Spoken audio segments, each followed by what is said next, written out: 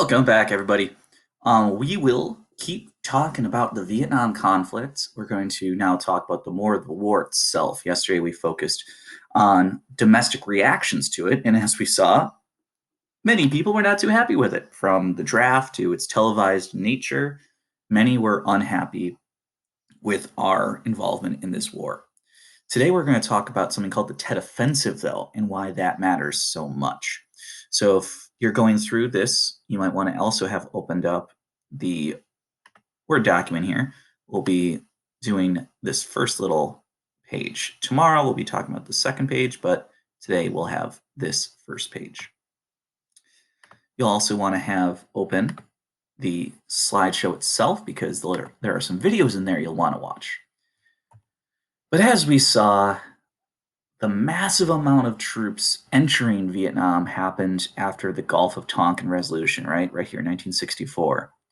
This is Vietnam on the right. And once Congress gave the president power to basically conduct war, we saw a huge escalation of troops. By 1968, over 500,000 US soldiers in Vietnam.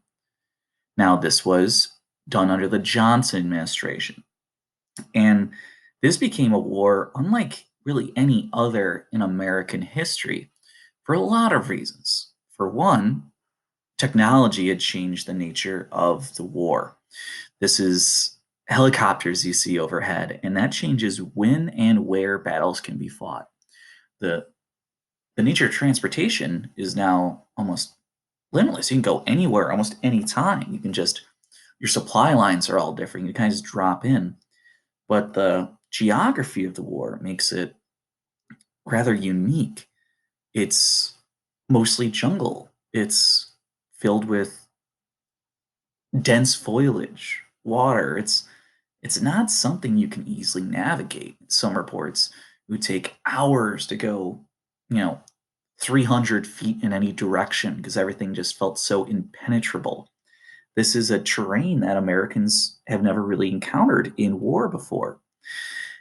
And it's almost a dangerous hellscape. The North Vietnamese and the Viet Cong are incredibly apt at turning everything around them into an advantage. If you're walking through the woods as a U.S. soldier, you might see something like this. What is that?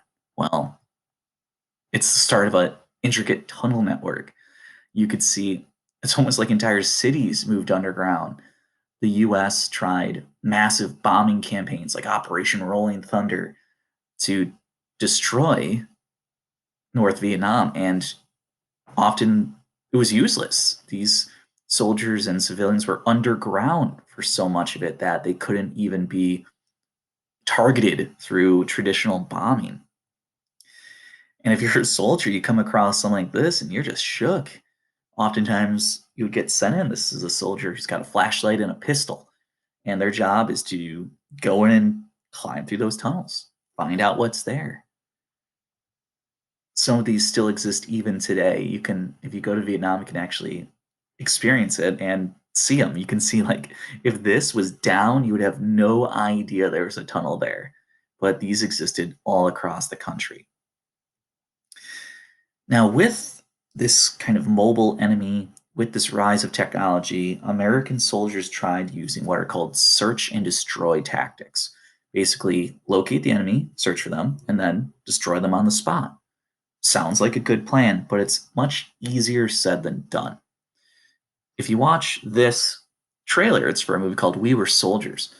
Um, it's going to kind of give us a visual for what these tactics might look like. It's a film based on actually the first major battle of the Vietnam War. So pause our video, go watch this, and then come back. Okay, welcome back. Hopefully you liked the video. It's a pretty good movie actually. It definitely shows the difficulty of trying to fight this war.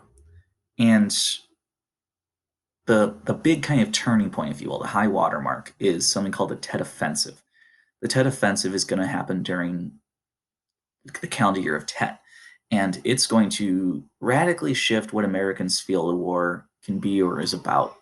Much like in the Civil War, Gettysburg was the turning point battle, much like how in World War II, the Battle of the Bulge, D-Day were turning point battles. This is the turning point for Vietnam. So try and, sorry for the sound in the background, um, try to watch this video. So pause our video, watch this video, and then come back. Okay, a lot of stuff in there, from further evidence of the media's connection to what's going on, showing it in the homes, to the harsh realization that maybe this war isn't what we thought. You see here a map of the Tet Offensive. It's not a single attack in any one location. No, it's actually a series of attacks all across South Vietnam. It's even attacking some of the biggest cities that they felt were safe, like Hue or Saigon. These are massively assaulted. And war isn't a scoreboard. If you look at the numbers, you would say, well, the Tet Offensive was a massive American victory. They killed massive more enemy than they lost. But war isn't a scoreboard. The American people had seen this as a war that they were told was winnable, that was going well. And this proved to them that was not the case at all. And actually, this was something we might not be able to win. Sorry, that sounded really loud. And in the wake of this, if you watch this video, you'll see that Johnson will announce that he will no longer run for president. So in the wake of the defeat in Tet, he steps away. And that will lead us to tomorrow's lesson. We start to understand what President Nixon will do in Vietnam and how the war will come to an end. Talk to you then.